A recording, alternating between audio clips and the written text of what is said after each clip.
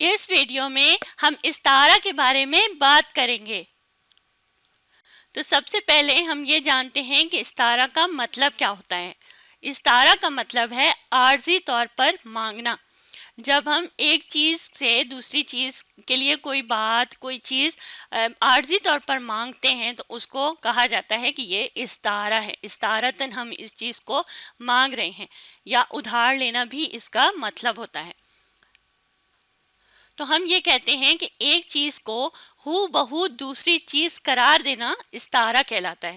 جب ہم ایک چیز کو دوسری چیز کے ہو بہو قرار دیتے ہیں، یعنی بالکل وہی چیز بنا دیتے ہیں، دوسری چیز بنا دیتے ہیں یا پہلی چیز بنا دیتے ہیں، تو اسے استعارہ کہتے ہیں۔ جیسے ایک مثال دیکھیے، علی تو شیر ہے۔ اب یہاں پہ علی ایک انسان کا نام ہے اور شیر کہتے ہیں ایک جانور کو، جانور کا نام ہے شیر۔ تو علی شیر نہیں ہے، لیکن یہاں پہ بہادری کے بارے میں بات ہو رہی ہے۔ شیر بھی بہادر ہوتا ہے، علی بھی بہادر ہے، اس لیے کہہ دیا کہ علی تو شیر ہے۔ یہ نہیں کہا علی تو شیر کی طرح بہادر ہے، نہیں، علی تو شیر ہے۔ تو جب ایک چیز کو ہو بہو دوسری چیز کہہ دیا جائے، قرار دے دیا جائے، جیسے یہاں پہ علی کو شیر قرار دے دیا گیا، تو اسے کہیں گے کہ یہ استعارہ ہے۔ اسی طرح دیکھیے، میں نے یہاں ایک جملہ لکھا ہے، ماں نے کہا میرا چاند آ گیا۔ اب یہاں پہ ماں نے چاند کسے کہا ہوگا؟ اپنے بیٹے کو کہا۔ اب بیٹا چاند تو نہیں ہے، چاند تو آسمان پر ہوتا ہے، لیکن یہاں پہ یہ خصوصیت ہے کہ چاند بہت خوبصورت ہوتا ہے، اس لیے اب بیٹے کو چاند کہہ دیا گیا۔ یہاں پہ یہ نہیں کہا میرا بیٹا چاند آ گیا یا میرا بیٹا چاند کی طرح خوبصورت ہے، اس طرح کے جملے نہیں۔ جب ہو بہو دوسری چیز کہہ دیا جائے، بیٹے کو چاند ہی کہہ دیا گیا ہے یہاں اس جملے میں، تو اس لیے ہم کہتے ہیں کہ یہ استعارہ ہے۔ اس جملے میں ہم نے استعارہ کا ذکر کیا ہے۔ تو ہم نے کیا جانا؟ ہم نے جانا کہ استعارہ کا لفظ جو ہے وہ مستعار سے نکلا ہے۔ مستعار جس کے معنی ہوتے ہیں ادھار لینا۔ تو یہاں اوپر کا جملہ آپ دیکھیے، ماں نے کہا میرا چاند آ گیا، تو یہاں پہ کس چیز کو ادھار لیا گیا؟ خوبصورتی کو۔ چاند کے لفظ کو اس لیے ادھار لیا گیا بیٹے کے لیے کیونکہ چاند اور بیٹا دونوں چیزیں خوبصورت ہیں۔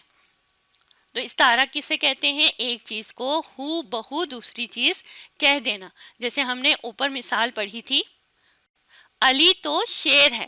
اب علی کو بالکل شیر کہہ دیا گیا، یہاں پہ ہو بہو شیر کہہ دیا گیا، کی طرح کے الفاظ نہیں استعمال کیے گئے، تو اس لیے یہاں پہ ہم کہہ سکتے ہیں کہ بہادری کی وجہ سے اس کو عارضی طور پر اس لفظ کو وہاں سے مانگ لیا گیا ہے یا ادھار لے لیا گیا ہے۔ اب ایک اور مثال سے سمجھتے ہیں، پاکستانی شیروں نے بھارتی گیدڑوں کو بھگا دیا۔ معاف کیجیے گا، گیدڑوں کو بھگا دیا۔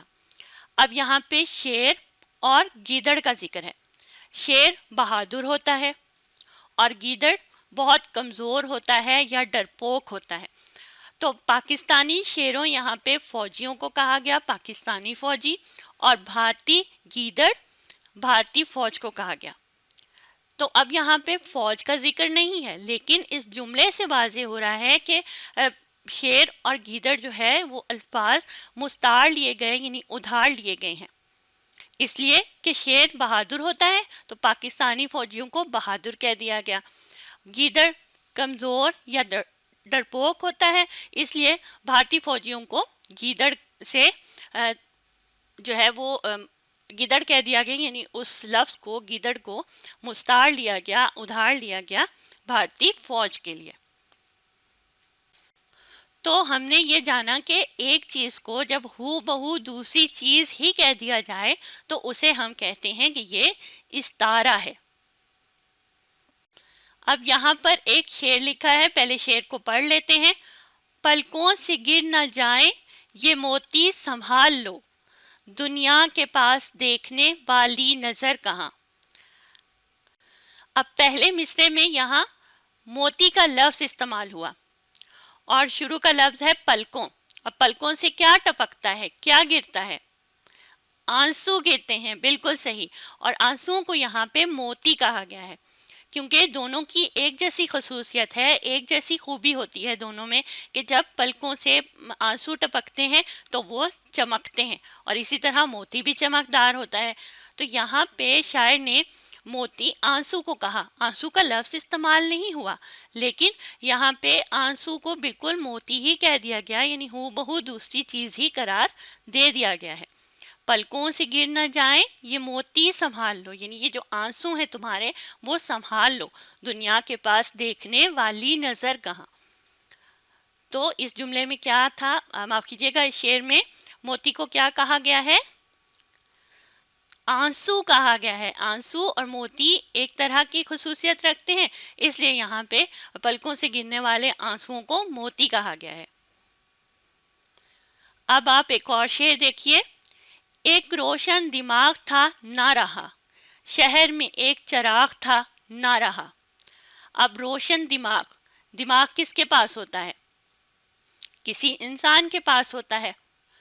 रोशन दिमाग यहाँ पे शायर ने एक आलिम को कहा है। जो एक आलिम यानी इल्म रखने वाला होता है, किसी ख़ास चीज़ में इल्म रखना, हर तरह की महारत रखना, रोशन दिमाग, आलिम को यहाँ पे शायर ने रोशन दिमाग कहा है। और नीचे के शेर में चराग, यानी आलिम जो है उसके इल्म की वजह से बहुत ज़्यादा शहर में रोशनी थी, यानी हर तरफ रोशनी थी। अब वो फौत हो गया, मर गया, तो इसलिए वो रोशनी जो है वो ख़त्म हो गई। अब यहाँ पे ना आलिम का जिक्र है ना रोशनी का जिक्र है, यानी रोशनी को या आलिम को हूबहू चराग या रोशन दिमाग कह दिया गया। आलिम को रोशन दिमाग कहा गया और रोशनी को यहाँ चराग कहा गया।